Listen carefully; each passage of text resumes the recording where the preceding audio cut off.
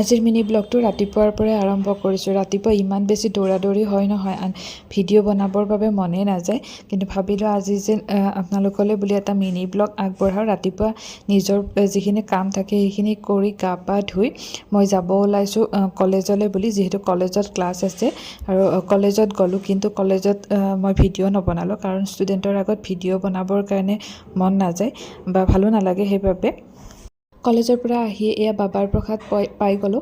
মানে হাজবেণ্ডৰ কলিগ এগৰাকীয়ে গৈছিলে বলবমত, যিহেতু এতিয়া বলবম চলি আছে ন, তেওঁ বলবমত গৈছিলে আৰু বলবমৰ পৰা এয়া কিবা কিবি প্ৰসাদ, চিংগাৰ, ফুটা এনেকৈ ধাগা এনেকৈ লৈ আহিছিলে।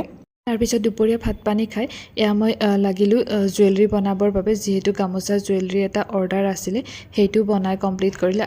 এয়া কিছুমান কাপোৰ ওলাই লৈছোঁ, যিহেতু হাজবেণ্ড আৰু লগৰ কেইজনমানে আজি শিৱসাগৰত যাব ৰিলিফ দিবৰ বাবে।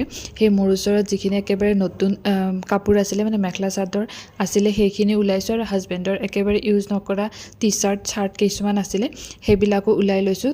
তেওঁলোকে লৈ যাম বুলি কৈছে, সেইখিনি পেকিং কৰিব লৈছোঁ।